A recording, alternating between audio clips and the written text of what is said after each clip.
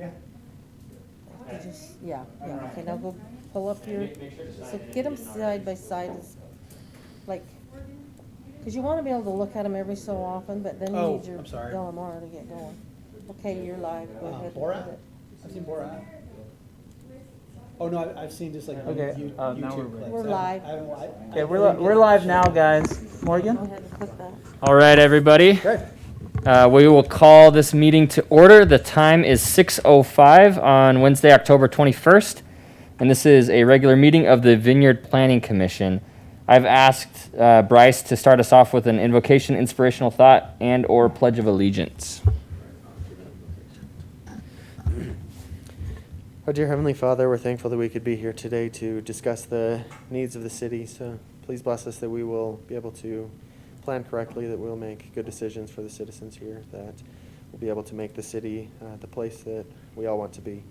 We're thankful for the city, for all those that volunteer their time, and for the staff and police and firefighters that help keep us safe and keep our city organized. We love thee, and we say these things in the name of Jesus Christ. Amen. All right, thank you, Bryce. All right, we will move into an open session now. This is an opportunity for anyone present or on Zoom. So Morgan, I'll have you monitor that to see if there's any comments. But any members of the public that have anything to share now in the open session, you can come up to the podium here and ask any questions, share your comments, and then we can address that now or later, depending on what's appropriate. And the topics we chatted before are on the agenda, so you'll be able to talk about them specifically there. Okay. All right, so none in person. Morgan, any online? Let's see, I'm not seeing anyone. Saw David literally get on. He sometimes wants to speak. Oh, I don't see any hands, so I think we're good. Okay. All right, there are no minutes. There are no minutes for review and approval or business items today, but we do have a few work sessions. So we'll jump right into section 5.1, and that's a zoning text amendment work session for parking regulations.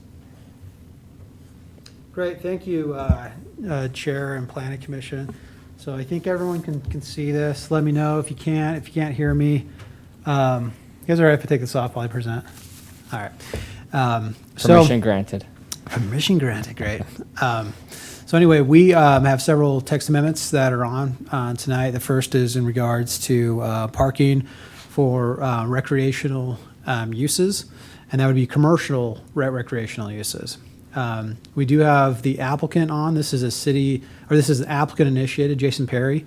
And so I'll go ahead, Jason, if you allow me to, I'll go ahead and give kind of just a brief overview, and then we'll allow Jason to present, and then it's a work session, so we can talk back and forth.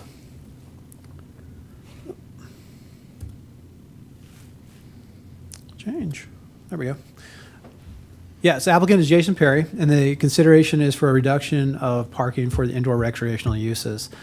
So what I think it's important for us to understand what a commercial recreational use is first. So the definition in our code is a use either public or private providing amusement, pleasure, or sport, which is operated entirely within an enclosed building, including but not limited to live theater and movie houses, indoor tennis, bowling and skating, baseball batting cages, paintball, horse riding, or similar activities. This use may include associated eating and drinking areas, retail sales areas, and staff offices. So it's one of those uses we have in our code that's very diverse. And so that's where we found it's a little difficult because it's one use definition that covers such a large swath of sub-uses that fall under it. This is the current requirement, and so there's really two bowling alleys are pulled out, and really everything else under indoor recreation falls into the upper cell. And I don't necessarily want to say what the applicant wants to do. If they want to make that public, they're welcome to. They're doing this for to accommodate a use. Morgan, I'm going to call. Sorry, this is Jason Peary. My phone cut out right as you came aboard there, so I'm back online if you want to ask me any questions. Okay, yeah, no problem. We'll probably about 2 minutes. Okay, so Right now, the parking requirement is 1 space per 200 square feet of floor area. So that really translates to 5 per 1,000. That is the office standard that we have right now. And so you can see for such a broad category, you can tell that it was applied conservatively, because it's when you're covering that many uses, it's better to be more conservative so that you have enough parking than to, just require a very, very few parking spaces. So that's how it's set up right now. Here's a few that I pulled up. I'm still looking at Orem and Linden and a few of the others, what they would apply for, so I can get those for you by our public hearing date, which would be the next meeting. Sandy for movie theater, so they break movie theater out as 1 space per 4 seats. Skating rinks, 3 spaces per 1,000 square feet of skating area. Logan is they call it amusement, indoor commercial amusement. That's 1 per 500. That's pretty low, so that's really just 2 per 1,000. So that's quite a reduction from what we have. Saratoga Springs is 1 stall per 100 square feet, and I have to look into it a little bit because that seems extremely high. So, but that's how it was listed. Some of these codes, they have a code, and then they have like development standards, or they have subcategories that break things out. But that was how it was listed categorically for that use. Lehigh bases it off of tournament seating or without tournament seating, so facilities with those. 1 per 500 without, and then 1 per 500 plus 1 per 3 seats of maximum capacity. And that actually seems like a pretty decent standard, because you're accounting for if you have some sort of like sports type thing, so people going there to engage in that sport, but also the spectators. And so I do kind of like that one, because I think it accounts for both. The proposal from the applicant, their proposal is to provide staff the ability to consider requirements based on individual requirements. So essentially a study. So what is the parking induced from the use? Staff would require a parking analysis from a qualified professional. So if you approved it, it wouldn't just be Brian and I and like Don sitting down and saying, okay, well, this is the use here, let's break it down.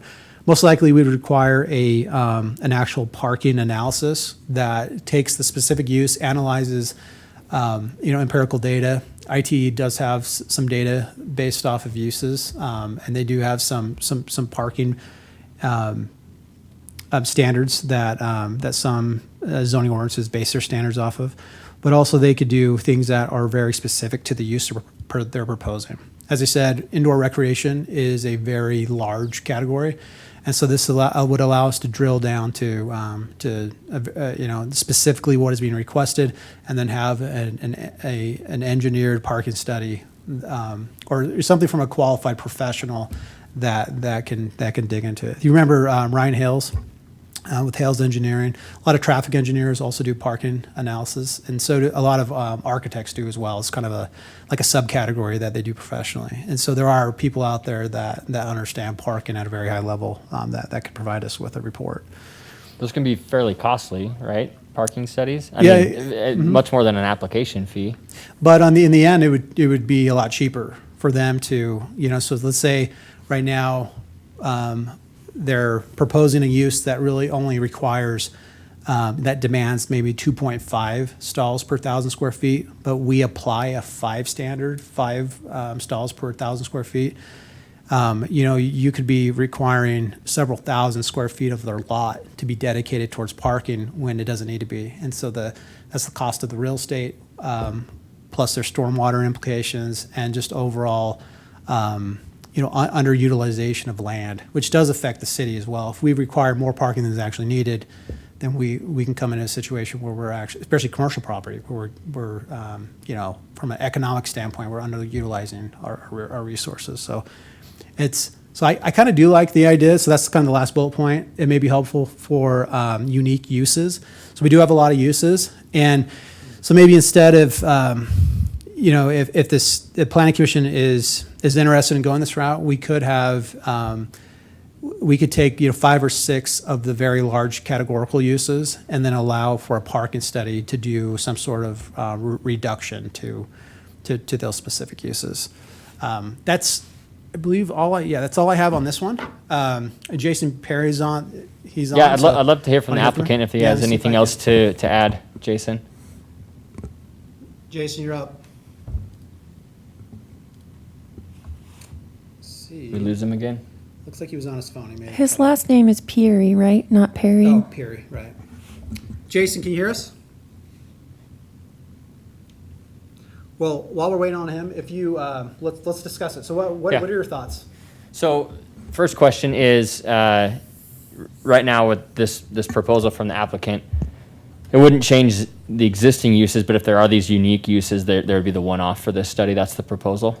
Their proposal is specifically for this use. For this use. What staff is suggesting is if you go down this route, there are other uses that are very categorical that I think we could, a use that covers 10, smaller uses that I think we Yeah. could, we could apply this to. Yeah, and just to put it out there and then, have anything else, I don't think it's any secret. I've shared in the past. Oh, hey, Jason. I'm not a fan of parking minimums for commercial because I imagine people coming in with their businesses know what they need better than, She's trying to speak right now. Okay, he's just having a hard. We're having a hard Better than time the city does. hearing you. Is there any way you could maybe turn it up? Maybe it's on my end. Let me see if I can. What about now? Can you guys hear me now? Yeah, we can hear you. It's kind of quiet, but I'll see if I can. I've never tried to find my speaker on here. Let me see. Okay, just keep speaking. I'll see if I can get you good. They're usually near the bottom by the keyboard. Thanks, guys. Thanks for having me. Having sat through, conversations in Northern California, I'd love the feel of Vineyard already. You guys hear me okay, man? Here, just give us a second. We're going to see if we can get the volume bumped up. Hey Morgan, I can hear him okay from home, by the way. So the Zoom folks can hear him. Yeah, just throwing that out there. You want to try that one? Is it in your office again? No, it's not. Good. I was just teasing you.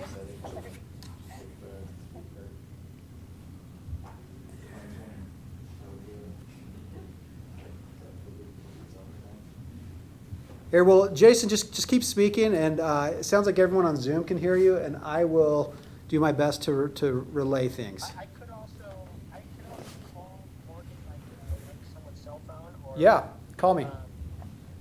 Is that helpful? Yeah, it is. Yeah, give me just 1 minute. Let me get my phone turned back on. I'll call you.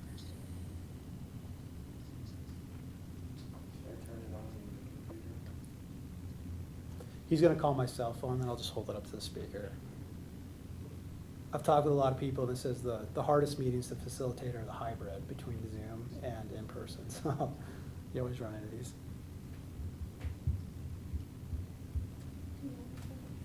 yeah, so what I was saying while he's calling in is, I'm sure there could be exceptions, but I'm mostly of the opinion that anyone coming in and building a business knows what they need much better than a blanket generic rule from the city that is kind of a one-size-fits-all. So I mean, I'm not saying I would always want to get rid of commercial parking minimums, but I would lean more towards that than having ridiculous standards that encourage us to pave all of Vineyard. Jason, do you hear anybody? Yeah, let's not pave all of the Vineyard. That would be very true. Jason? Failed.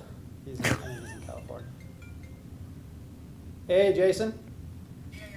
All right, I'm going to hold you up to the speaker. Okay. All right. Shall I just proceed here? Yep, yeah, just go ahead and let's hear you. Okay. Thanks so much, guys. So the use is an indoor pickleball facility.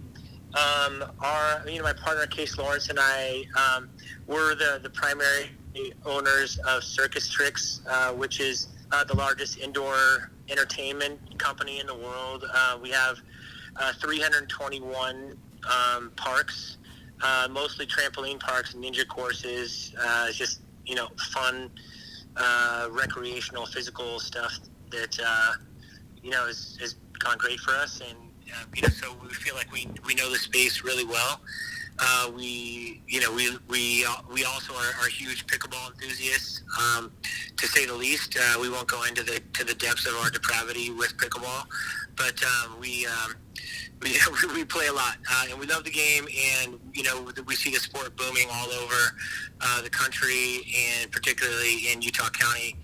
A lot of people are talking about wanting to do, this kind of facility. We've been talking about it for a couple of years, and has felt that with our experience in the in the trampoline park industry, that we could do this, and that there would be demand for it, and it would be a huge benefit to the community. And we're prepared to invest our own money into this thing. We're not getting outside investors as of the moment. We're putting in kind of our we're putting in our own cash here. So so that being said, we don't want to buy double the land or even a third more land than we need to, because the parking requirement is overdone. We feel that we need about 3 per thousand parking, and the purpose of the text amendment is to give you guys latitude for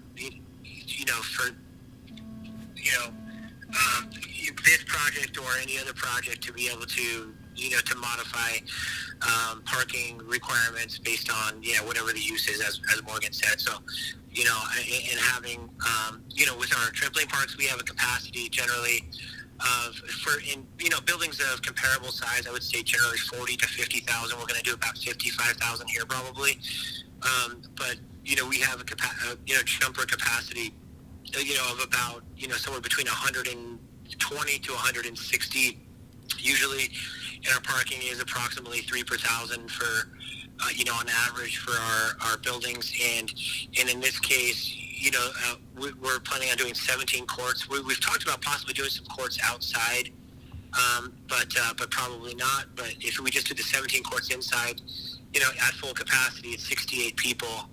Even if every single one of them drove a separate car, we're talking about a little over 1 per thousand. When we have tournaments, we could see that going up by 2 or possibly almost 3 times, but we think that that's not that common, and even then we think about 3 per thousand is all we'd need. So at any rate, that's kind of the purpose of the text amendment. And thank you guys for your consideration. We want to do this in Vineyard, and we want to invest in. We think it'll be amazing for the community, and a great just a great place to have there, right in the spot we're talking about, doing it next to the megaplex. And if you have any questions, happy to answer. Okay. I've already shared a few thoughts. Commissioners, any questions, thoughts on the parking regulations on text amendment, or anything specifically for this, for Jason? Sure. Yeah. So I agree with you, Anthony. I think that as far as generally parking regulations that have minimums, and I know we have a little bit of this sometimes in our parking code, and I know that being on the other side of it, sometimes when you're trying to put together a plan, there are some really cumbersome parking requirements, often required by cities, where they're really detailed and prescriptive by the use. Because the situation can vary. You can have different types of businesses and activities that have unique circumstances, and I agree that I would rather hedge. I don't want to over pave and over park, which is typically what we do with commercial development, and require more parking than we would ever need. So I think it's great to have a process. One question to clarify, I guess, was, so this would be a staff process, right, Morgan? Is that what we're proposing? This isn't something that each case would come to the planning commission or whatever. It'd be a staff administrative process for. You could set For it that? up either way.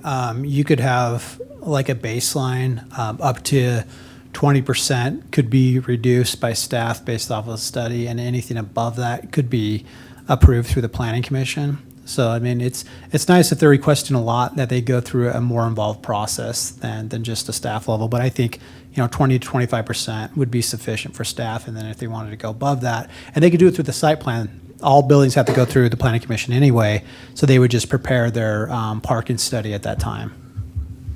Okay. And if I could propose a possibility, because 20% would just be to 4 per thousand. Another possibility would be like if it's under a certain ratio, like less than 3 per thousand or something like that, that it goes beyond staff or something like that, as opposed to a percent, like a 20%. It's just an idea. Okay. I did like in the example you showed from Lehigh that I could see where some uses, if they have if they have spectator areas or something like that,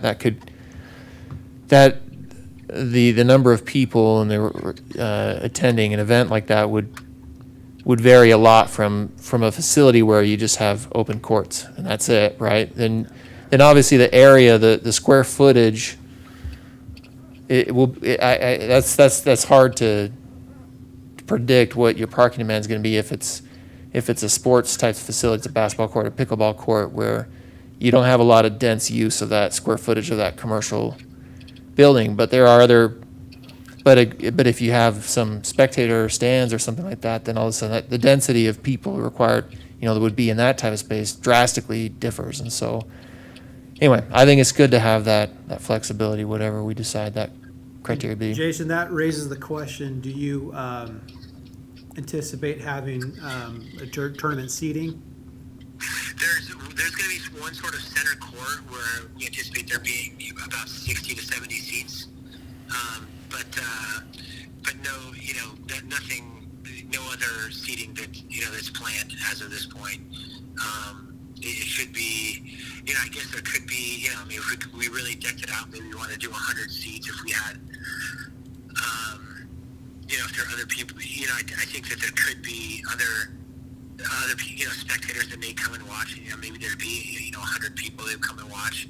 But in that case, it's like again, like people come in families, and if people are coming to watch, they're coming in families. So I have a hard time imagining it being more than 100 spaces. Again, one person per car, like 165, which is 3 per thousand. So I think there will be some extra seating on the kind of the main court there, but I don't think it's hard to imagine a scenario where there would be more than 100 beyond the capacity of the 100% full. It looks like facility. Commissioner Sullivan has her hand up. Yeah. Hey, so Morgan, what you said a few minutes ago about having some use cases that were under like a more general umbrella and like grouping them all together instead of like indicating like a parking restriction or whatever based on an individual use. Can you explain a little bit more what you were talking about with that? Do you know what I'm referring to? Can you give me some information about what the options are there?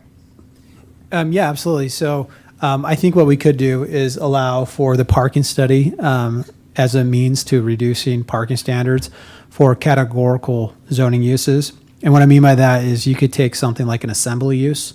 Assembly uses could be anything from a church to, and movie theaters kind of hit twice because it's under a recreational, but it could be a theater, a live theater. It could be for an assembly hall, a convention center, and depending on the specific use that the applicant's actually proposing, you could have a parking study based off of the proposed site plan. And so, I think that's to kind of what Jason is saying also is, I think even with tournament seating, a parking study, because we'll know what he's proposing through his site plan, and then we could ensure that the parking study accounts for that specific use. So if there's a restaurant inside with the pickleball courts, and if there's 50 tournament seats, then the parking study could analyze all those uses together. So it is kind of a science. There are, like, you take Ryan Hales. I mean, they dive really deep into parking analysis with uses that some I've seen from him. We're having Ryan do the study as well per your recommendation. So that's good. If someone's familiar to you guys, and sounds like you have a lot of confidence there. So I think, hopefully he'll be able to shed some light on what the requirement might look like. Yeah, thanks. And then and another use too would be like a food service. I mean, food service is a very enormous category, and so there's a few of those in the code where depending on what's being proposed, like food service, it could be a high turnover sit down, like a Cafe Rio, compared to something like the Bear Diner, a Black Bear Diner or something where it's more of just a sit down. So I think this use, we could apply it, kind of carefully to larger use categories. But I like it because it allows the applicant to actually come in with a very specific study, for what they're proposing. I definitely think we should be open to, what the studies say. Also, if it's a complementary use, not necessarily competitive use, like over by the theaters, then I imagine there might be openness to shared parking agreements. Yeah. Things like that, which I think we should also consider when it comes to traffic or parking studies and other things. I want to hear Amber, Bryce, what your thoughts are. So I'm of the same thoughts, of course. I think that most businesses know what they need, and if they don't know what they need and they make a bad decision, that's kind of on them. Of course, we want to help them make good decisions as to how much parking they want. But again, I'm of the same thought that I think that we should be less restrictive. But and then with how broad that category was, just the fact that arts and entertainment could be paired in with like a shooting range, where you have 20 people, but they have like 4,000 square feet. And they have to have a ton of parking versus an art facility that'll have the same amount but have hundreds of people. So yeah, definitely if consider breaking it down, and maybe even consider having them restriction to a point and then having them come back if they want to have less parking some way. I don't know. Amber, any thoughts? I'm certainly a proponent for studies. I don't know about parking personally, but I would like to see what that research says. And I support what you say. I don't like the micromanagement, which is what it feels like when we have these restrictions. But what happens if they fail to properly predict how many people will be there and they have too many people? You could definitely get, because it's a study. I mean, you never know. It could be quite a bit more. I think for something like a pickleball facility, because of the use is very specific, unless they're playing doubles. I mean, I'm not a pickleball guy, so I don't know if that's even a thing. Real quick, so it is all doubles. Everything is doubles pretty much in pickleball. I would say 90% of everything is doubles. But the court and with the surrounding baseline and sidelines, you literally have 4 people per 2,000 square feet.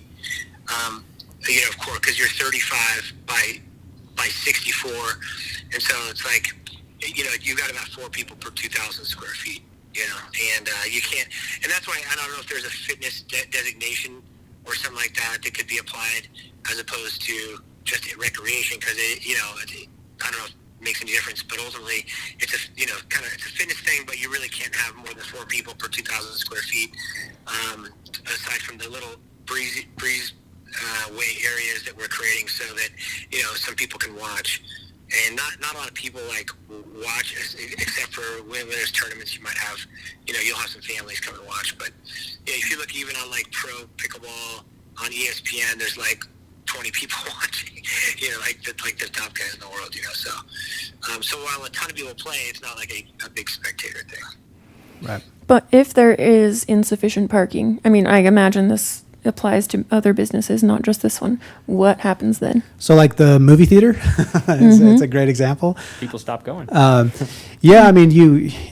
a lot of overlap in the dirt fields, which hasn't been ideal. But you got in Utah, you can do a lot of retroactive planning with requirements, and we'll probably get into that with the driveway stuff as well. So once something is approved and someone goes through a process, even if it's not ideal and they didn't provide enough parking, we start seeing some overflow into the other commercial sites, then it's approved. There's not much you can do. You can regulate parking, and so if they're parking like on Mill Road where we don't allow it, then we would ticket. if there's overflow into like the townhomes, then we would, the townhome HOA would tow. This is kind of an ideal location. I know that parking does get kind of tough in this location, but there are a lot of uses, and there are office uses coming in. We have 3 office buildings that are in some various point of getting constructed. Hopefully, we have one done, but we have 2 others, and so there are. You do have a lot of different uses, and there is a shared parking agreement between the full site. So if one business is really busy, then somewhere else on the site, you're talking about over 20 acres, there's going to bound to be some parking. And that's not a bad thing. It just means people are going to have to walk a little bit more. And if they're going to a pickleball court, then it's part of their exercise. But from a legal standpoint, once something is approved, even if there's issues, we can't then go back and say, now you have to add another, 100 parking stalls. But So from my viewpoint, the issues that could stem from this would primarily be detrimental to the business owner themselves. Or surrounding businesses, right? If the parking overflowed there, but that can be enforced because they'd be Right. parking in places they're not Because it's permitted to. theirs Yep. specifically? Yep. Okay. Go ahead, Jason. I was gonna say one thing that's kind of interesting here too is that we're not like leasing the space, like we're buying the land, we're developing, like we're gonna own it, so it's in our interest to like get the parking right. And if Ryan thinks we need more, then hey, we might just say, okay, hey, let's propose more. I just and I've done a lot of office real estate, and I like to have lots of parking. I like to have 4 per thousand.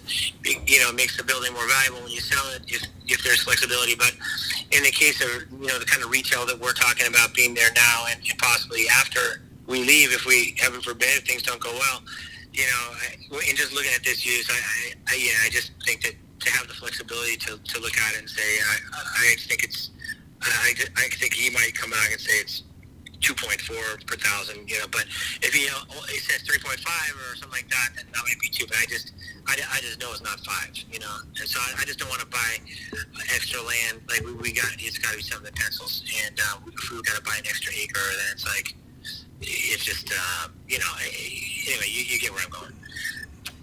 And so with this approach, and I think to your overall point, what it does help though with the city side is instead of just having a blanket standard that, they're pretty arbitrary. A lot of our standards were most likely, and this is like every city does this. They look at the 3 cities surrounding them, and then they find an average, and then they adopt it. That's most likely where most of our standards were developed. So. In this case, we have the benefit of having a professional look at it and provide us a very specific study. And then we do have, we'll have the city engineer and then the planning director and the planning department that can review it.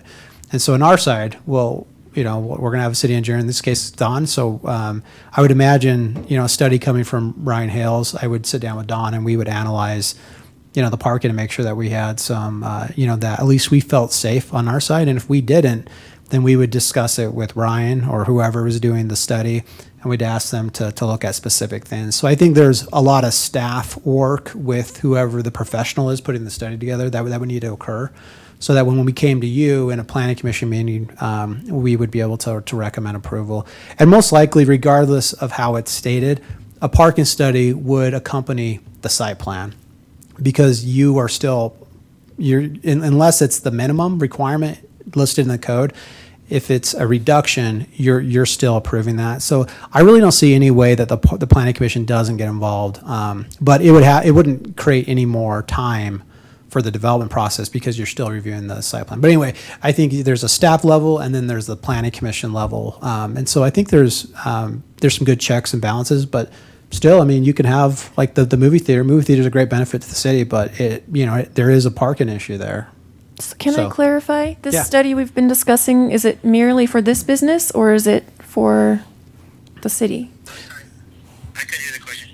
So she was asking if the parking study that we're going to put in the code would be just for this business. It would be for, it would depend on how we write it. And what I would propose is that we just put it in the parking code, which allows for 4 or 5 different types of uses to apply for a parking reduction based off of a parking study. And do we pay for the parking study? No, that would be the applicant. They do, okay. Yeah, so like in the case with Jason, they've contracted with Hales Engineering. So just like any other plan, they would hire an architect to design the building. Ryan would put together a parking study that would be submitted with the application that staff would review, and then we would also provide that to you. So staff would do a review, and then it would come for a site plan review, and you would have the parking study as part of your packet. So the overall feel that I'm hearing here is that we are open to the flexibility of reducing the parking, especially if it's accompanied with a parking study. You might think I'm extreme. I would like to see it on the other end too. If someone's going to way overbuild parking, I'd like them to justify it with a study personally. And we can because do our land that. is very valuable here, you know. A lot of cities have maximum parking Yes, requirements. yes. So I'd want to make sure that it went the other way too. But the last thing I'd ever want to do is to stifle an innovative company coming in wanting to do something different that maybe wasn't thought about 15 years ago when a parking regulation was adopted. So I think we always need to be nimble and agile there. So I know this is just a work session, so we'll kind of put some things together, but it sounds like recommendation from us here would be to allow for that flexibility to reduce, especially if there's evidence from a study that would support that. Yeah, so what we can do from here is get the language drafted up so it's in an ordinance form, and then we can come back for a public hearing, and that would provide you another time to run through all the language again. And so this isn't you telling me you're going to approve it, but I feel Right. like I got a pretty good direction of where you guys are, kind of what you're thinking, and we'll bring it back for official action. Did you have any Unless there- last yeah, any thoughts other for questions? Morgan to share there? One thing I didn't catch from the applicant, and I know that this isn't site plan, but was it pickleball only, or was it tennis as well? And then did you say restaurant too? Like there's going to be mixed use in there? I'm sorry, did you ask if there would be tennis in there? Yeah, is it pickleball only, or are there tennis courts also? There's no plan for tennis. Will there be any restaurant food services on site? The only thing we're talking about right now is like a food truck type of thing. Kind of walk up and get your smoothie type thing, as opposed to like a sit down, like a chicken and pickle. I don't know if you heard of that franchise, but so that's what we're contemplating right now is like a food truck, type of vibe. Okay, I asked partly out of curiosity, but also just when we're looking at parking standards, understanding that companies are innovative, and where we may have had just single-use facilities before, we need to think through how we allow for these types of things. So the flexibility, I think, is fantastic. I think we should apply that wherever we can in all city code, where it makes sense. So Sounds good. Okay, so Jason, just so you know, we'll have this on for a public hearing. Hopefully, we have to do the public noticing this week, and we will shoot for the first meeting in November, which would put you on the 4th. So November 4th is what we would be aiming for. Okay, and what do you want to have ready for the 4th? Are we trying to get the parking study ready by Yeah, I think if you have the parking study, even though we're just looking at the text, it actually might be a good thing for the planning commission to look at the parking study. 'Cause I think that'll help them understand kind of what the parking study would look like that they would get for other applications. Okay, Does- sounds good. We'll talk to Ryan and try to get him hustle on here. We have a few site plans that we've been playing around with, so we'll sit down with him and hopefully we'll be ready. Great, thank you. Okay, thanks guys. Really appreciate it. Absolutely, take care. Okay, all right, thanks. Bye-bye. all right, so good discussion there on 5.1 with the parking regulations. I think I think we were able to give staff most everything they needed there to get something drafted up where we move into more of a public hearing and get continued feedback that way. We'll move on now to item 5.2, front yard parking coverage, and I believe we've got some folks here that might speak to that. So turn it back to staff to review this, and then we'll open it up to any comments here. Great, thank you. Here, let me jump into this. So as you know, this is a topic we discuss probably, once every 2 months. It seems like it comes up quite a bit. And so our city has had a code in place, I think with the first zoning ordinance that was adopted, and I believe that was like the late 90s, early 2000s. It was the the Bruce, what's his name, Brian? Bruce Parker. Yeah, he's a professor too. I think Brian had him in a class, but he's a zoning consultant as well. And the code, this is how it reads. I won't read the whole thing into the record. It's in the code. But essentially what it provides a maximum coverage for parking. And what it does is it breaks it out into two categories depending on the lot size. So a lot that is under 7,000 square feet can have up to 50% of the front yard covered for parking uses. And lots that are 7,000 and over are restricted to 35%.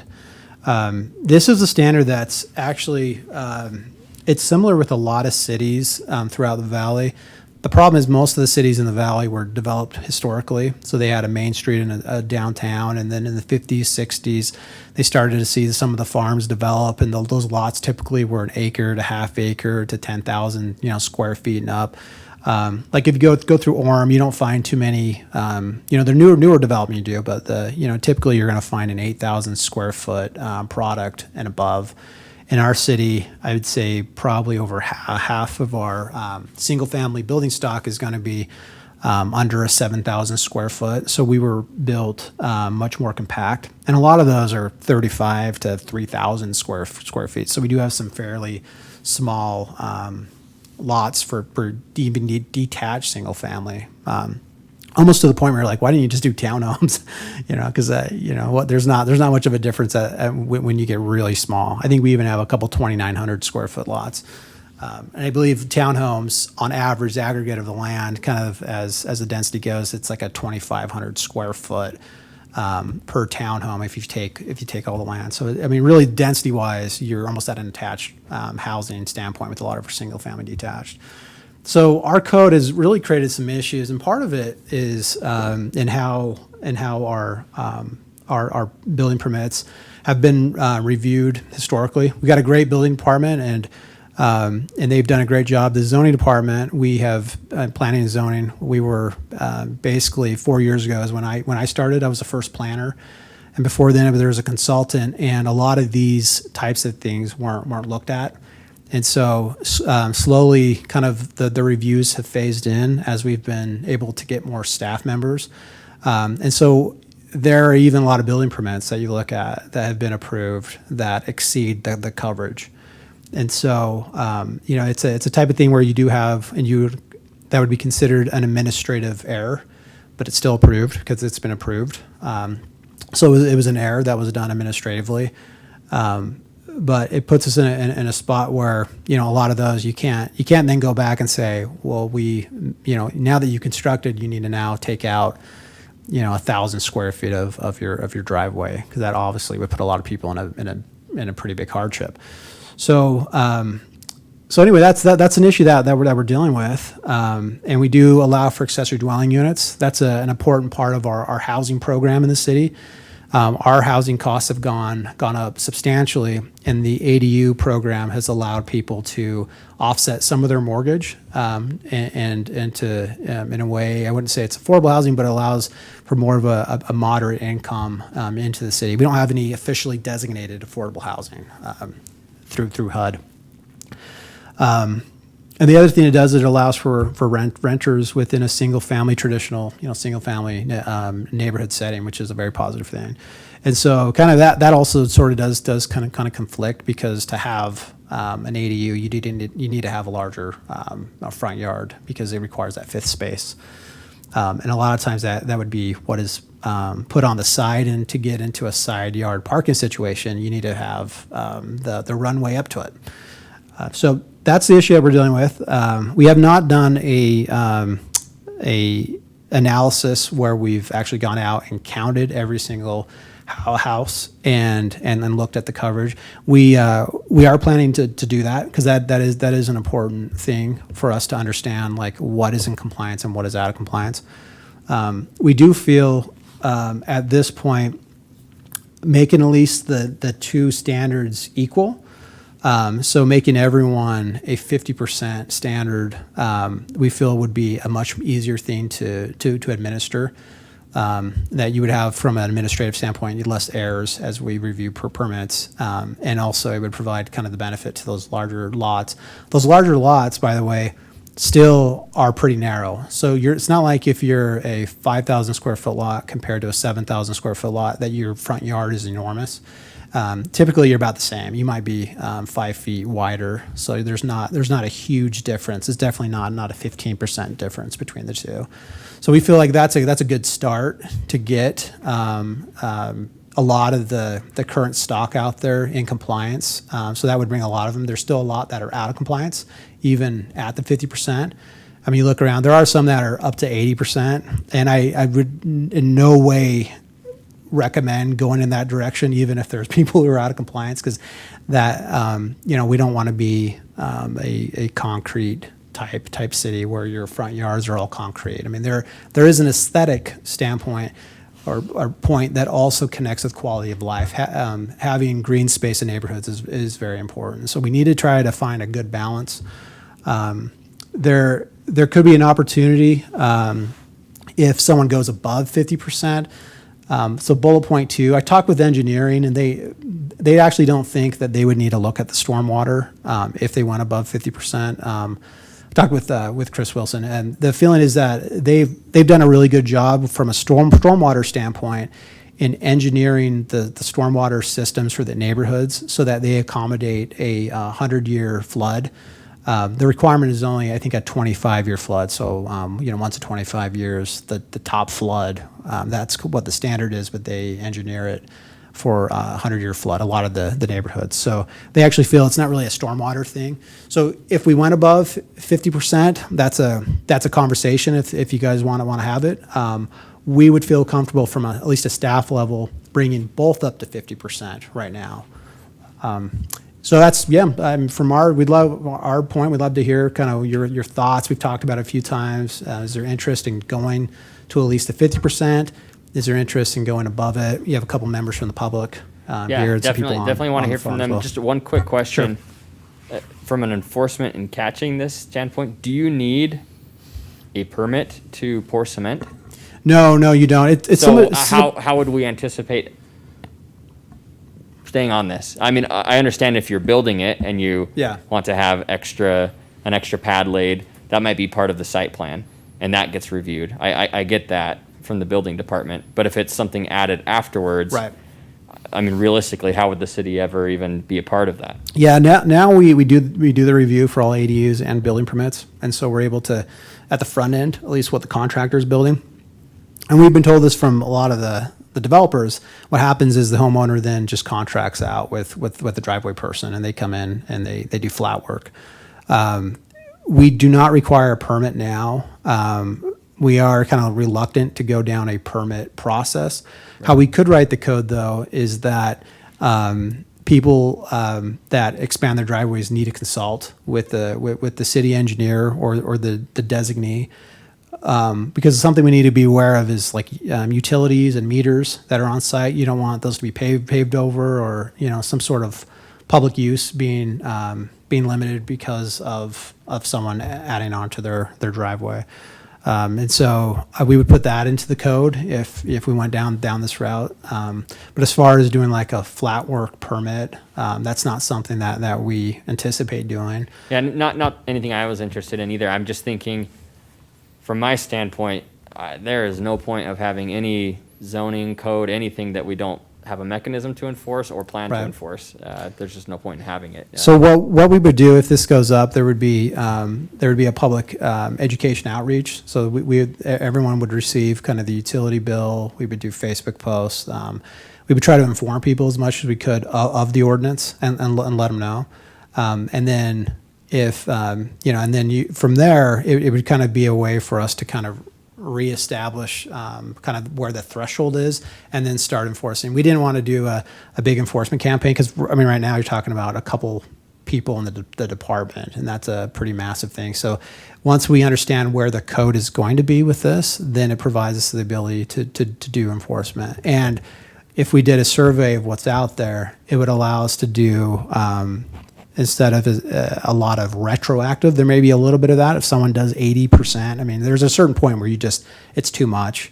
And that's the cap that you're Yeah, but if you're talking about a couple percentage, I mean, you're not going to have. I mean, we work on a complaint basis essentially, but if we went this route, we would have to do a survey and kind of like moving forward, we would at least have the documentation of what's out there, and then it would be up to the city to do some regulations or to do some outreach on what the code is. It's very similar to fencing, and we do have people that have installed like 6-foot fences in their front yard. We only allow 42 inches in their front yard. And so there's been more of a code enforcement thing where we just have to work with them to reduce the height of their fence, and it's not fun, but it's we have a lot more driveway violations than we do fencing, so this would be big an issue. Well, I know you've been very patient, so we'll have this gentleman come up. If you do have anything that you'd like to add here, just make sure you state your full name and where you live. Yeah, sure, while you're speaking. Yeah, and just make sure you let us know what neighborhood you're in and name, and then any thoughts you've got. Okay, so my name is Ryan Irvin. I live in the Willows. I recently moved there from Bridgeport because of parking problems. So in Bridgeport, we don't really have ADUs, not too many, very few. The lots are a lot smaller. They're probably smaller than 7,000. Yeah, you shouldn't have ADUs if they're under 5,200 square feet. There's a couple There's from a the couple past. going in there, and those lots usually make sense. You can see it, and they've actually been able to pour concrete for parking. But the parking over there is crazy, and it's really not safe for children. We're trying to you talked about affordable housing and trying to live in communities where you can afford to live with families. We're seeing a lot of cars on the road, so kids that want to go play in the street, ride their bikes, it creates a risk and a real concern. Because of that risk, I chose to move across the road to the Willows where the lots are larger.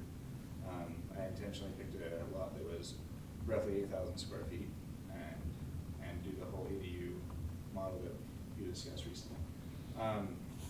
The way the plan is drawn up, it doesn't, with a larger lot, it really, when the builder's all said and done, putting the concrete down for the third car garage, because pretty much every home in that neighborhood has a third car garage. There's a few one-offs, but there's plenty of parking. It's a better scenario altogether, but it is more expensive based on the cost of living, how nothing's really affordable anymore without finding ways to do something different, like an ADU. When you go to submit a permit to add parking, and then there's plenty of land for parking, this 35% kicker really puts a rut in that. And so what you're seeing is in these larger lot developments is you're seeing the same problem occur, where people are saying, okay, let's have renters come in and not supply parking, so the cars end up on the street. Once again, allowing us so your kids can't play in the street and do provide that type of living at a more affordable cost.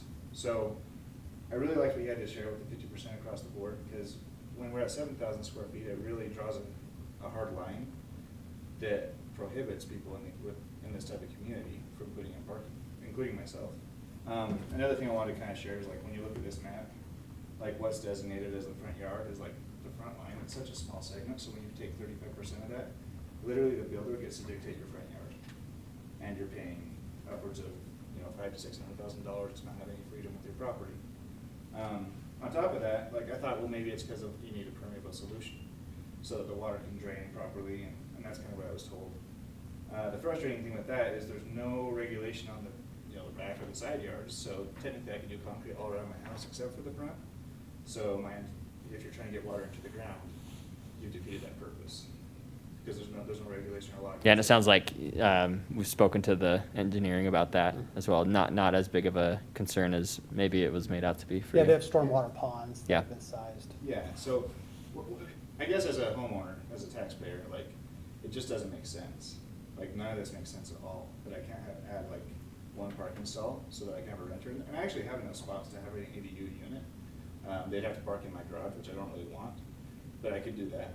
But the problem is if they have a visitor show up, it would be nice to have an extra stall so that their visitor can be off the street, allowing everyone else to have freedom to drive and not hit kids, turn corners and things like that. So there's a lot of concern with this from my perspective, and there's actually, a group forming on Facebook that are really irritated with it. And so I kind of showed up to represent. But it's really making it difficult to make ends meet. And it doesn't make any sense, because I can't even put in gravel. So, like, I currently have a permit. I'm putting concrete on the side of my house to put like a trailer or a boat or something in the future to keep it off the road to comply with the city ordinances. But I can't have cement leading up to that, or rock, which would allow water to go into the ground. Like the way it's currently written, it prohibits that. So these codes are, I mean, they're, like you said, they're dated. I really like your 50% thing. I think that would solve a lot. And if we move the line back for the front yard to be maybe more like the front door versus the very front point of the house, I think that would, in my opinion, it would probably solve the majority of these problems and allow homeowners to utilize the property in an efficient manner that doesn't make things aesthetically unpleasing to the city and to the neighbors. So that's my thought. I don't know if you guys have any insight on it. Any questions or clarifying? Can I add just one quick thing real quick? And so that's a great point too, and I should have covered that as well. How we measure the front yard is it kind of does not account for space that a homeowner would say, well, that's part of my front yard, but it doesn't. So basically, if you have if you have a house where the face of your house undulates, most of them do. Your garage door might come out, or your front might have kind of a roof line that pops out. We take the face of the house that's closest to the street, and then we draw a line across that. So it doesn't account for anything behind that line and the actual physical house. And so that would help too if we simply took the two corners of the house and then drew a line that's perpendicular to the property line, and then counted everything in front of that, which would include where like it undulates, it would include the area that goes up to the house. So I mean, if you look at the graphic, you'll see what I'm saying, but it would count the full actual front yard, what a homeowner would consider a front yard. You know, because right now it kind of cuts out space. You're like, well, that's actually part of the front yard. Like, why isn't that counted? Anyway. Amber, did you have a? I had some questions and comments. Is it time for all of that? Yeah. I just want to say that from a staff side, we recognize that too, and we would like to make that change as well. So it would be two changes: the definition of front yard, plus the coverage. Yeah, and if there's specifics with him, I mean, you're welcome to stay up and we can conversation if we need to. Yeah, I'm curious about this group that you're talking about. Are they similar to you? Do they have similar size lots, or are you seeing this specifically with the larger ones or the smaller ones? It's pretty much all everyone who wants an ADU, they're starting to join the group because obviously we're going to be taxed differently and we want to be in the know on what the laws are going to be. Right. Due to our current economics, we're trying to get ahead the best we can, and sometimes when you enforce more policy and law, it really restricts us. And honestly, it forces us to stay in the middle class. Well, and the goal yeah. is to hopefully get out of that. Sorry. And I'm sorry.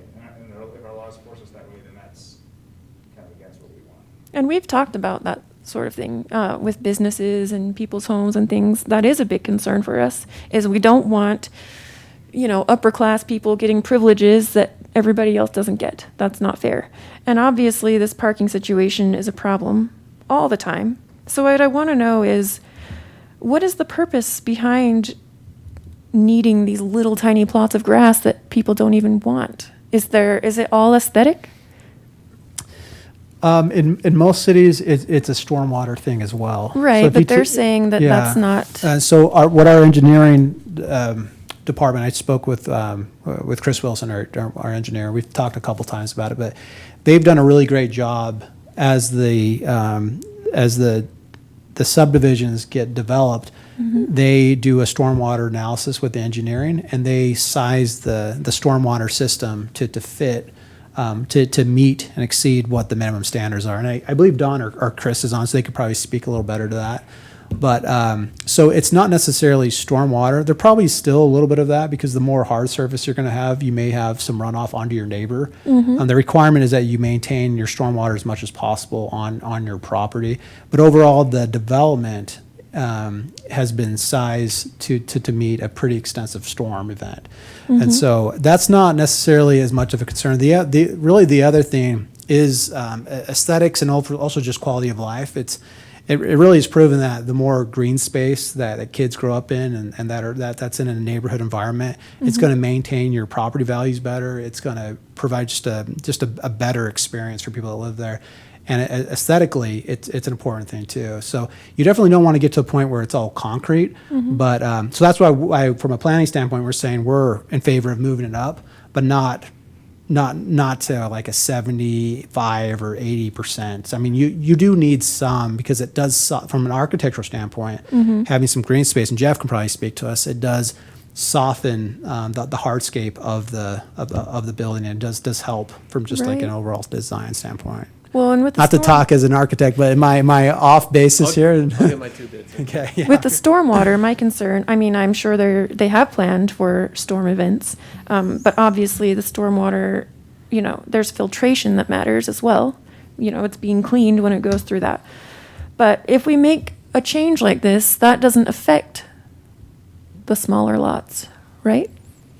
Are you saying it only affects the larger ones, or am I misunderstanding? I'm sorry. I was looking at the screen because I thought someone had just joined. Yeah, Can you restate that? Right now, the smaller lots do allow for up to 50%. Yeah, so they the allow change more. would be impacting the larger lots. But he's saying that the smaller lots are currently frustrated. Well, so currently the smaller lots can do up to 50%, which allows Right. them to do things. But they're joining this group and complaining as well? A little bit, yeah. There's a few of them. A lot of them get denied before they even get to that point, Mm-hmm. because the lots are still a little smaller. Yeah, a lot of them wouldn't even qualify for an ADU, correct? And that may be a separate source of frustration. Yeah, and so that's the thing. Like, I made this move up intentionally for a few reasons, for my children in particular. Yeah, So your lot's in the bigger category, my correct? lot's Your a little over neighborhood? 8,000 square feet. if I So remember. that's in the larger category you're That's talking big about? time for Vineyard, man. I know, it is. But yeah, he's capped at 35%. Yeah. Yeah, Right, yeah, right. so I can't do anything besides my current parking, but I have 2 yards in my front yard that are bigger than all my neighbors, who actually had ADU dwelling units with concrete board. I don't know if they grandfathered into it or what happened, but it's kind of odd when I look at the Utah County map, and I'm like, okay, so how come we're slightly bigger and we can't do it, and it actually would look more aesthetically pleasing than the ones around us. So it's conflicting. It makes no sense, to be honest, and I've tried to understand it. I had you come out to my house and look at it, and I explained it to you and to Brian. I think he was in agreement, like, yeah, this seems like you should be able to do something here. And I don't have to do concrete, I prefer to, because I think it looks better than putting rock on the side for someone to park on. If they have a guest over, I think concrete looks a lot better. And I can do grass on the side of that even after I added parking, and it would still look fine and create division between my property and my neighbors. But yeah, I think this is no lie. I really liked your plan for 50% across the board. I think that allows you to have enough green space to preserve the community, and frankly, I do want my kids to play on grass, but Yeah. at the same time, I don't want, well, the problem we're having right now is we have lots of cars still showing up on the street where they don't have parking. And I don't know if it's legal what they're doing, if they went for a permit or not, but those of us that are trying to do it the right way and follow the laws, it's very restricting to us. Yeah. So- Jeff, you had some comments? Well, just in general, I think it's a good move to make the change. As far as your point, as far as the aesthetics go, the reality is, like, if you have 50% concrete or not, that doesn't mean it's going to look good or not, right? You can do more concrete than that and have it look good, or less. So as far as like the aesthetic, the appearance of it, I mean, obviously, I'm not saying we should just get rid of any landscape minimum, but I think you can have the 50% paved and still have an attractive front yard. And I do think that the affordability issues is something to be really aware of. I mean, the housing prices are crazy, right? And so it allows people to afford homes to do the ADUs. I'm in favor of doing ADUs and allowing ADUs in the city. And sensitive to what he's talking about too, if you get, I mean, as far as the city goes too, it's hard to plow the streets and everything if we have everybody parking on the street. So if we can accommodate that in a controlled manner and with people that are doing it the right way, then I don't have any objections to making the changes that we've talked about. Is percentage-based the best way or the only way to do it? You could, I mean, it's just easy. It's just the easiest? Yeah, because you develop a definition for front yard, and then you're just counting square feet. And I'm sure- I was going to ask about that initially. I mean, we covered it, so I didn't ask the question, but I was going to ask how we're calculating 50%, if it's area or if it's frontage. Because, Like if you have a yeah, if it's just along the front yard, No, or it's the its property area. line, but Yeah. but I It's a- understood later it's based Right. on the area, and currently it's, you set the house at the front yard setback. The furthest front part of the house meets the front yard setback, and then it's Yeah. whatever's counted And, there. and technically too, your sidewalk, so if you have or not sidewalk, walkway, because I'm not talking about, this is just your front yard, so the line inside of the sidewalk. So we're From talking the about sidewalk to the just house. private property, doesn't count Yeah. public property. But if there's a walkway from your front door to the driveway, which many people have that type of setup, the walkway actually is not counted against you. Funny enough, it's just parking area. That's how it's written right now. Okay. So it's just driveway space. So technically, you could have a giant walkway. Well, Just don't park on I've it. seen There people you park motorcycles on, their walkway. Yeah, just build a giant walkway adjacent to your driveway. One, but, no, don't do that. Some people might think I'm like this car hater, but I would challenge anyone to find a city problem that isn't in some way related to cars. Honestly, like it's kind of mind blowing how much parking comes up. We've talked about it, but and I say this only halfway joking too. Like I truly, sincerely wish there was a way we could require people to use their garages for car storage and not for junk storage. That would, 3-car garage, you have 6 off-street parking spots. Like that's an insane amount of cars. That should be fine right there, right? But not everybody does that. So, I'm just looking at like what's the low-hanging fruit. People actually using their garages for cars would be a big step forward. I think we all agree that would. Then you wouldn't even have to go to the expense of adding an extra spot. But Right, well, and honestly, I just want to be a good neighbor to my neighbors. Yeah. And we have some neighbors with rentals that are renting out, like room rent, and I know that there's guidelines around that, but what I don't like is when these people are having visitors come over and they're all parked in front of my house, and they live 4 houses down the road Yeah. because they don't have enough parking. So it's allowing more parking, especially in these properties, would be very helpful. Yeah. Moving that line back and go to 50%, and maybe if you added like an addendum or a clause in there saying anything else needs to be approved by the city, where you can go look at the site and see what they want to do and say, okay, maybe this is 60%, but it makes sense, and it's not going to create any issues. maybe it's almost like what the work study we had before, where we have some wiggle room, and I don't know if you would commission a parking study for your house. That probably wouldn't be very cost effective. Costs more than installing the parking, but something to that effect. Like the problem is, and I think we'll always run into this as a city, is the people that don't want to follow the rules aren't the ones that are coming into meetings. They're not the ones. The fact that you're here and want to do it right, I doubt you will ever have a problem or a neighbor complain about anything that you're doing. Right. It's the people that are going to be the issue. So how do we write this in such a way? I think the challenge with in any city government is how do we write this in such a way that's enforceable, that allows people their private liberties on their land, that's not infringing on others, and that also upholds the character of the neighborhood that we're going for. So it doesn't look like used car lots in every front yard with this fully Right. paved. So I think that's the balance that we need to strike here. So I think your recommendations are very helpful with how do we measure the front yard? Are we flexible with the 50% on the bigger ones? And then maybe there are cases that we look at on a case-by-case scenario. I don't know how we would work into that if someone's got a whole lot of frontage and they wanted to do something different. I don't know, but Yeah. I think those are interesting suggestions. Yeah, we could look at that. It would depend on if stormwater is not the purpose, then we'd have to see what the purpose is, and we would have to have some sort of a metric so that we don't go beyond that or we're not hitting the mark. So Yeah. I like 50%. That just makes everything equal. If we go above that, I'd have to consider it a little bit. Yeah, I more, still see circle kind of- back though.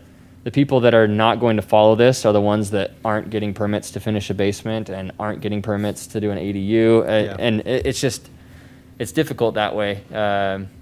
Yeah. To be proactive to enforce that, it's tough because the ones that are going to follow any rule that we do, whether it's a good rule or a bad rule, probably aren't going to be the ones that are causing any of the issues. Right. Yeah, I agree. Absolutely. One more thing to add to parking. Have you been to the Windsor development? Yes, Have you seen the driveways? I have. Yes. You might want to include when you're doing your parking that you eliminate that going forward, is like they don't park in their own garage because they can't fit it. And what happens is they're on the sidewalk, they hang out into the road, and then they have a visitor. They're supposed to park somewhere. When you say look at eliminating it, eliminate what? Eliminating the, like, because on the code that you have now, I think it was 18 feet long is by 8 feet. Is that right? Mhm. So that's considered a parking stall. Correct. Well, none of these houses have that. I think They do in women's the are garage. at, they're at 12, Yes. so I think What's they're, happening is their It's front one, it's yard- one of those things where you got to park the car in the garage, And- and don't buy a they truck don't. so big that doesn't fit. Yeah. Yeah. So So. what happens is you get more congested. And my primary concern is safety. Mhm. Like, if our kids can't play, and there's a lot of kids in those neighborhoods too. yeah. So we're asking for, we're asking for problems, and they're problems you can't replace, and you can't go back and change if we don't get it right the first Yep. time. So what I would say is when builders like Flagship or whoever come to you and they have a plan, that's something that goes into account, so that going forward, we don't see more of that, and we see something that's more designed to help people. That doesn't affect me right now, but Right. it's something I've seen. No, we've heard feedback on that. It is, I mean, again, though, I was a little bit snarky, but, when someone purchases a house, they should probably make sure the vehicle fits in there and actually use the car storage for car storage, because that's how it's planned, right? And when people don't use things as it was planned or permitted or yeah. Or if guests show up, even, maybe they're in the garage, but their guests don't want to park in the things that are up at the far ends. They pull behind the house and they're parked. Maybe it is guests, but they're across the sidewalk into the road, and it becomes a way for the neighbors to really not benefit. Yep. Bryce, you had to. Yeah, say? so this is something that I've been talking to a lot of my neighbors about that want to do ADUs and seen a lot of this. And if it was up to me, I wouldn't allow parking on the street at all. So I would want this. I think that it's important that that the roads are kept as clear as possible, because if a kid runs out on the road, like the difference between them running past a car that's parked on the street and them running past a car that's parked in a driveway, that's seconds, that's a life. So I totally agree. Like, people should be able to have a spot that they can park off the road. Also, to Anthony's point, I think people shouldn't have 10 cars, which some people do, and a lot of people don't use their garages. But I totally agree that we should allow it to expand. The question is how we should do it, because, of course, the city doesn't want somebody's front yard to just be a parking lot, essentially. That looks bad, no matter how you look at it. I wonder if there's a different way to do it besides percentages. The city has our walkway that's the 8-foot green space that the city kind of owns. I wonder if we could do a percentage there so that we can get the green space in that area, and then the people can move into their driveway in a certain amount of space and then turn in their driveway over to the side. Because something like that, it would keep the green space, but it would allow people to add some to the side. Access to the side. Yeah, pad, access to the side. And then also, which would kind of solve because you're doing a side pad for parking. You said. It'd be Yeah. nice, I'd be curious what that percentage is, because it'd be Yeah. nice to have them have their own little thing. Yeah, Like it's- to get to it, but beyond that, yeah, I agree with you, because you would Yeah. get quite a bit of grass. yeah. And then Right now, maybe, there is a right-of-way permit. I don't know the exact name, but if they want to expand the approach into the driveway, Mm-hmm. because that's city property, that's right-of-way, they have to get a permit through the Public Works So Department. that one does need to be permitted. To Yeah, add. and there are requirements for trees and for green space. So technically, if someone goes in and rips out everything and paves their park strip, then I would assume they're in violation of some sort of street standard that the Public Works Department would Yeah, I think a lot of enforce. this is education Yeah, too, so because most maybe people we want to can- do the right thing, but they may not. I mean, no one's feeling like, oh, I'm a rebellious person. I just widened my driveway, Yeah. But they may not know that they should go through other processes. and then, so going from the other point of view, as far as aesthetics go, maybe we could do something where you can't pave on the other side of your front door or something. Like, say your front door is near the middle of your house, instead of having people pave their whole garage and then pave all the way over in front of their front door, then that's kind of what we're trying to avoid. But if it's their garage, and say their garage takes up one side of their house, you could pave from the garage over to the whole side. Yeah. I think that aesthetically would look good. And then keeping with the standards of, in the public right-of-way, you still have to have the tree every 30 feet, I think it is, or something, and have some percentage. in the public right-of-way so that you keep the green space, you keep it looking good, then I think that that would be good. Because if people are parking on the street, you're not going to see anybody's green space anyway. So that's Yeah. what. Yeah, great. my That's two And good Morgan, comments. just from a staff standpoint, like you never want to punish the people that are trying to do it right.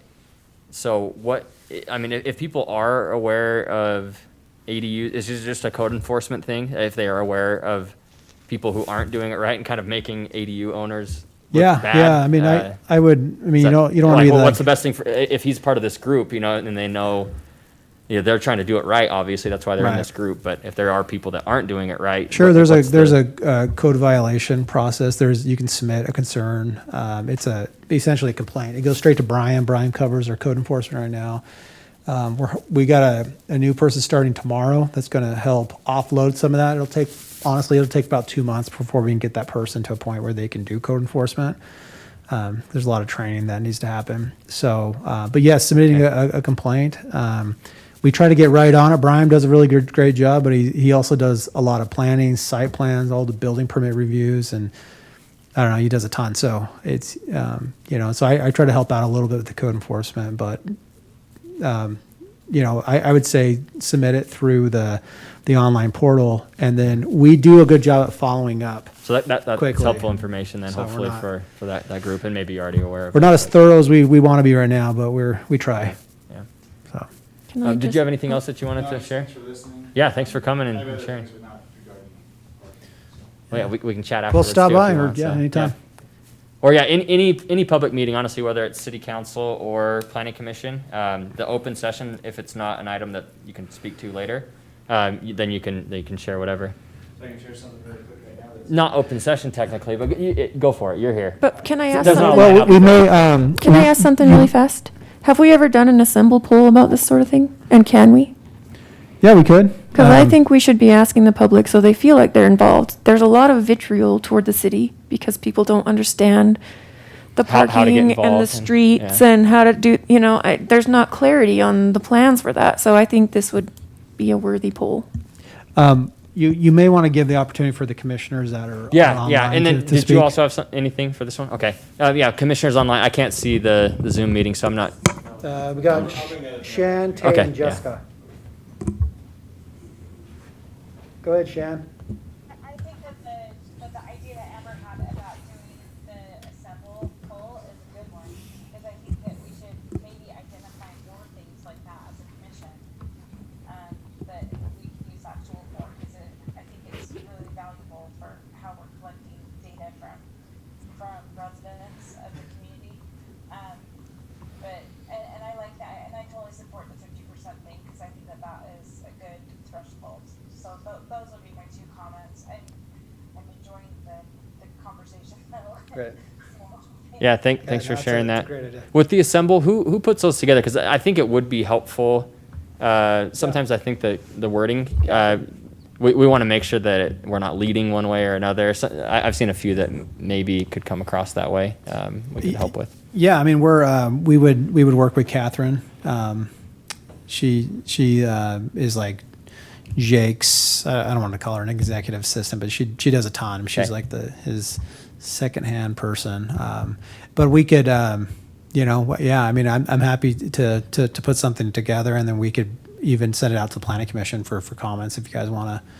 I mean, you would just have to comment back to me and not to each other. It'd be interesting to know how do people feel, like, do they want street parking or not street parking? Do they want to allow for more can do that. off-street parking, ADUs?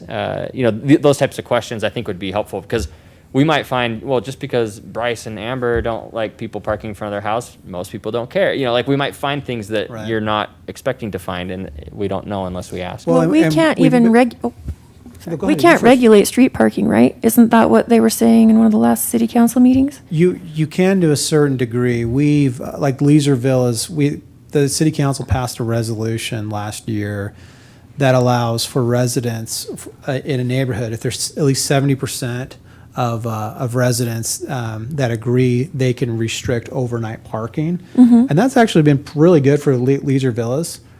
because it's allowed them to, like the townhome communities that are next to them, that overflow there, they now don't have that problem. Each of them have, I believe, 4 to 5 parking spaces, their driveways are really long, plus 2-car garages. So they're great with the off-street parking. But if you don't have that in an established neighborhood, there's nothing you can do about people parking on the street. A neighborhood would have to lobby the city. There is some interest from Water's Edge, from their HOA to look at it, and so but beyond that, it's just Leisure Villas is the only community with public streets. Now, if you have a private street, that's not the city's. Like we don't touch private streets. Like Windsor, for example, those are private streets. I think so. Yeah. Yeah, I'd have to look at them. There's a couple you would think would be private, but they're actually public, and so you have to pull up the map. But I think Windsor is a private street neighborhood, and so that would be they'd self-govern, Right. okay. because we don't own it. We don't have the authority to manage private Right. streets. I think this was brought up, and the what's the lawyer's name? Mr. Church? Yeah. Yeah, I believe he was saying that in a lot of these situations, there's really nothing the city can do. I mean, obviously Yeah. there are some circumstances, Well, but and the other thing too, like on the larger thing is the public streets allow parking, and I know we don't want it to be overparked, but it is a right that people have to park on a public street unless we have some sort of ordinance or regulation. So it's But great it's to. even more restrictive than you might think. Like I looked it up, and you can't park within 5 feet of either side of the driveway Right. entrance. Yeah. Oh, okay. And that goes on both. So, So it's we like can a car side on can't that even fit stuff. in that pretty much Right. Yeah. between some driveways. You can't park within, it's like 15 or 30 feet of a fire hydrant or a corner that has a yield or a stop sign or a crosswalk. I mean, a lot of I actually talked to Brian about this. If you took an aerial map of some of these neighborhoods and redlined It's not out much, where yeah. you're not allowed to park just based on those buffer zones, a lot of parking would be gone, especially if you're driving a 20-foot lifted F-350. Yeah. You know, like that Look at doesn't my fit. neighbor. That doesn't fit most anywhere. Or the guy who Like, parks his F-350 with a gigantic boat attached to it, just parks on the street. Yeah, so like, oh man. so basically, what I'm saying is, it's kind of going back to my comment earlier, where there's a lot of rules already. I don't necessarily think we need more rules, or in some cases, not even different rules. It's education and enforcement in a lot of situations Well, that and take care of this. I want to know what the plan was then. When we decided, I didn't, but when it was decided we'd have these narrow streets and we'd have, this restricted extra parking, what did we anticipate? What were we thinking people were going to do with guests and things?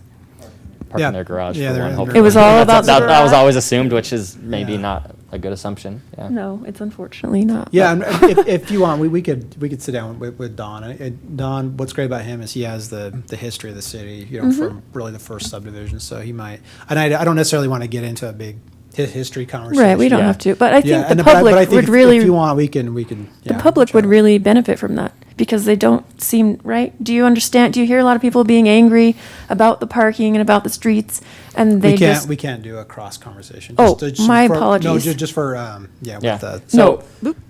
yeah, just to kind It of just has to be in the button this record. up We then. can As far as No, you're- as okay. front yard parking coverage, do you feel like we've given staff decent idea of how to move forward after this working session?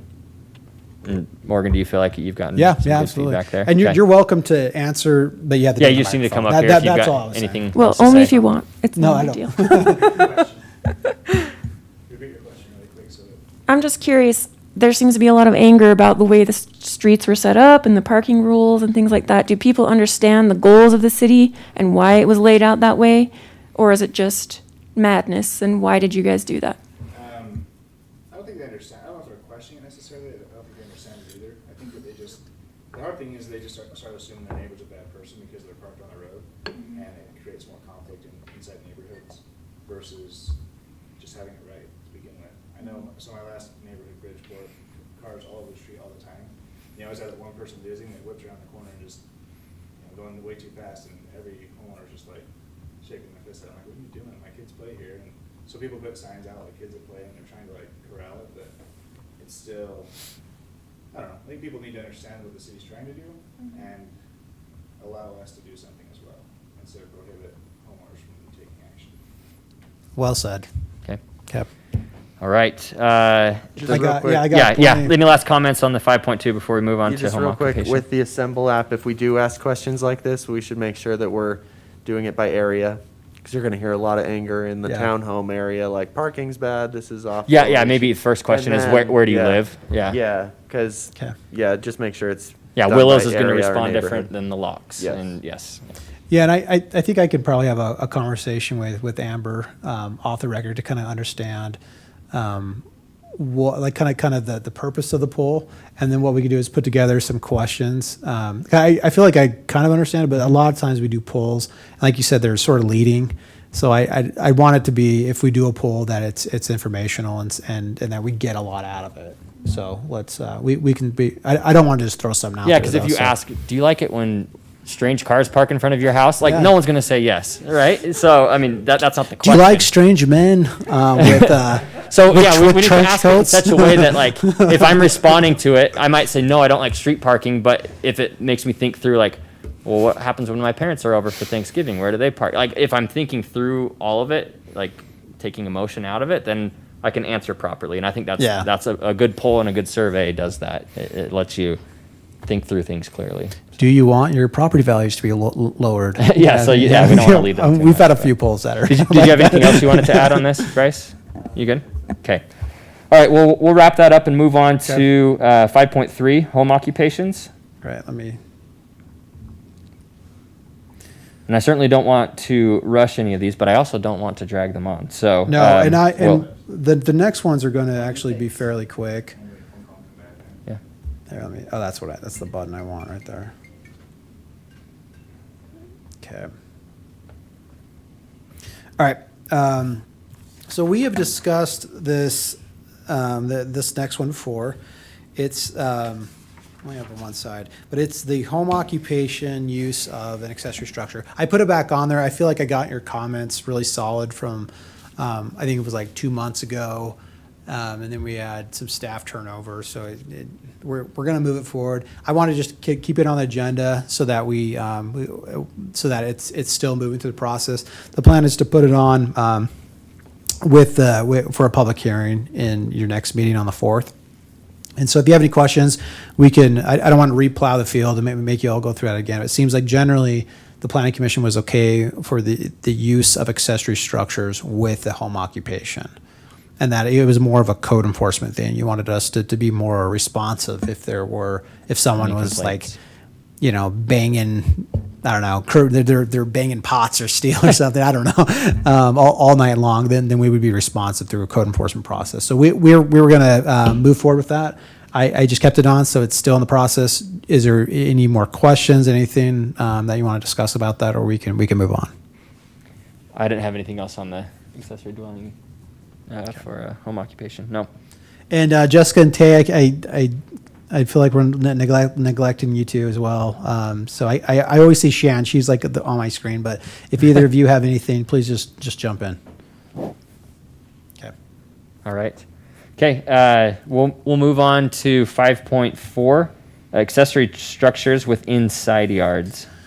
Okay, and this is one I probably need to come back with a graphic and a couple examples. But we do have we have like 2 or 3 situations throughout the city where someone has a fairly large lot, and it's on a cul-de-sac because of how front yards are defined, they're applied to cul-de-sacs as well. And so something that would be like maybe to the homeowner would be that they would look at it as part of their backyard or their side yard. It sort of falls into a front yard / side yard type situation. And we've had some requests to do detached garages in those side yards on a cul-de-sac. And so these are fairly large lots, like the ones in Holdaway Cove off Holdaway Road. There's those three cul-de-sac I think there's developments. one like that in the James Bay. There is, yeah, and I that think it has a separate. yeah, and that one met the setback. They were able to get Backyard, okay. technically in the backyard. So accessory structures, as you know, right now on a corner lot, so with 2 streets. So the street side, you can do an accessory structure in the side yard if it's behind a fence, and it can't be higher. I think 10 feet was what was the limit. So there is some interest in expanding that and looking at actual, for the large lots. If a detached garage can meet the same setbacks, so the same side setbacks, rear setbacks, and front setbacks as the main house, then and it's built out of the same material, so aesthetically it has kind of some continuity between the principal structure, then providing that allowance. And so from a staff end, we haven't put anything together yet. I wanted just to get it in front of you to let you know that that conversation is happening in the community, and that from a staff side, we're going to put together some language so you can discuss it a little bit more in depth. But that basically would be what we would do. It would be allowance for a detached structure that has the same material type as the house, but also meets the same setbacks as the house. So same front setbacks, side setbacks, and rear setbacks. Would that apply even to like a tough shed? It would be however we write it. The requests I'm getting I are just for would wanna like be large careful that, garages. If someone's just wants something little to put their lawnmower in, that Yeah. they don't have to It could be in the get backyard. hardy you know. board and stone and all around it. So Well, and we could limit it to a garage. It could be a garage use. It doesn't have to be a, that's something because it would be providing more property rights than what's there now. You can limit it, and it's still an expansion of what's allowed right Okay. now. So what you're proposing here then is that we would likely continue this work session. yeah, I just for want to this- get in for front this of one you and- okay. as we write up the Any- ordinance. Are the any initial concerns or- feedback for Morgan on things to think about? Jeff, you're the guy, the architect with all the design and lovely stuff, but I don't see why it has to match the house. Okay.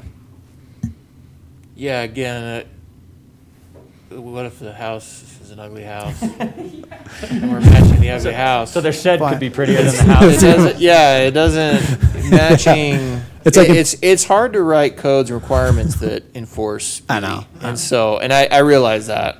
The material one is a little easier because you simply require consistent material between the two. Right. We don't have to do that, but I've seen that in some other codes. So I would kind of put that on you if take your professional opinion on that. So I think it's just like trying to avoid you don't want somebody to have the cargo box on the side yard. You don't want them to have like one of those quick structures with just the steel extruded aluminum or Yeah. whatever kind of thing. it would require a fairly wide front yard. So the actual frontage of your front yard would be, because you're talking about your house, then the structure would need to meet the fire code, which I believe is 5 to 6 feet from the house, or it would have to have a firewall. So typically it would be 6 feet minimum from the house. Plus it would have to meet the side setbacks, which could be anywhere from, if you're in the R215, I believe that's an 8-foot minimum. And then you would have to meet the rear and the front. So it would require a lot of frontage, but basically it provides the benefit. If you bought a lot with a lot of frontage, it allows you to use more of that lot for a structure, a detached structure. Okay. All right. Any other thoughts on that? No, I mean, I'm Cool. sounds good to me. I don't know that I feel super strong that it's got to match the materials. Okay. And the reality is, majority of the homes will have some stucco on them, and that's going to be the most affordable material people would probably look at. Yeah. So it would match anyway. So Okay. Yeah, great. Yeah, so it sounds like just defining the exact location, sizes that it would apply to, materials potentially. those What things to look at. I could get with Jeff, 'cause maybe there's a few basic design things that we want to have in there, just so you don't get, I don't know, something you don't want to see. Yeah, I mean, maybe I think that's a good Get like question to ask a yourself tin on, shed, on I don't know any if that's on okay any or not. ordinance or zoning code is like, what's the goal? Like, Yeah. is there something we're trying to prohibit? And if that can be done just by saying this is prohibited, that's the code, then great. Yeah. But the location aspect of this, I understand. We need to define what's side yard. Where's Well, and I think if you limit it to a detached garage, then the structure itself, if it's a legitimate garage, is going to be more expensive. It's not going to be. I think that there are some like garage kits that you can buy out there, but for the most part, carport. detached garages, if it's a legitimate garage and we define it well, it's going, it's going to have like the roller door, and it's going to be an actual structure. Yep. So we can, I think if we write it kind of with that intent, we'll get a better quality. Got it. So. All right. Anything from the folks online? Thumbs up. Nope. Okay. All right. Well, we'll wrap up the work sessions then. Commission member reports. We'll just go down the line here. Amber, do you want to start if you've got anything? Okay. Bryce? I didn't have anything either. No, I don't have any reports. I maybe just wanted to plug something that as we were talking about. I just want to thank this gentleman for being here at the meeting tonight, and I think that probably those that would need to hear this aren't going to hear it, but I do think there's we live in an age of a lot of social media rage, but people don't. I mean, we have these meetings often, and people are welcome to come, talk to the city, engage, and have a conversation and discussion, and they can be very productive and helpful. So if there's anybody, I just encourage people to come talk to the city. It's easy to fire off a complaint or feel like make accusations. The city does this or that. But not take the time to actually engage and have that conversation. And usually I think if people do, they'll find that I think our city does a pretty good job of engaging and listening and trying to do what's best. So I think it's great you're here, and I would encourage more people to be here and participate in the process. Great. Agreed. We didn't have a meeting earlier this month when we would typically do a staff report. So Brian, did you have anything that you wanted to share? Morgan, anything? We are looking at doing and I know we've wanted to do this every year, so we're going to get in the habit of it. Our plan is to do a general plan meeting where we talk about the general plan goals, what we've achieved since it's been approved, kind of get a status of that. So we're hoping by the beginning of next year, what Brian and I will do, we'll analyze the general plan and the goals. So probably have a spreadsheet with all the goals and objectives, and then where our status is on each of those. And our personal feeling from a staff level is that we need to get a parks plan in place. We do kind of have the general parks plan, but there's, as you remember, there's the Bryams graduate project that won all the awards. It's a great project. We want to take that and actually get it adopted so that we have a physical plan that we know we want to do a pump track here, we want to do a skate park here, we want to, have more soccer fields here, and that'll help us too if we can get that approved. It'll help us with grants as we go for grants and CIP projects as Jake and Don put together, budgets to forecast, 5 years out from now where we need to be with their budget, how much to put away each year. If we have a plan in place, it's helpful for us to do that. So we'd like to take on updating the parks plan over 2021.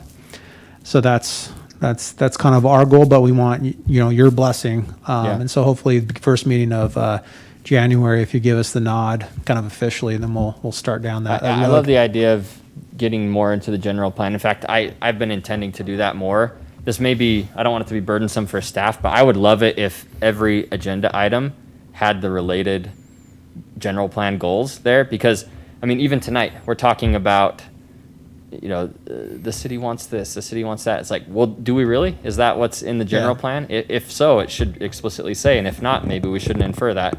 Yeah, go ahead. No, I agree. I agree with Anthony. That would be really helpful to understand the context of how things tie back to the overarching strategy of the city.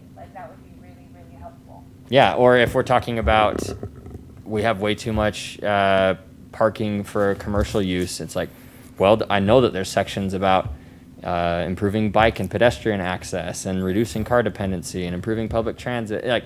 Those are things that we should be discussing on a regular basis. So I like the renewed commitment to the general plan, because we have too much open space. We need more hardscape. Something like that. We could.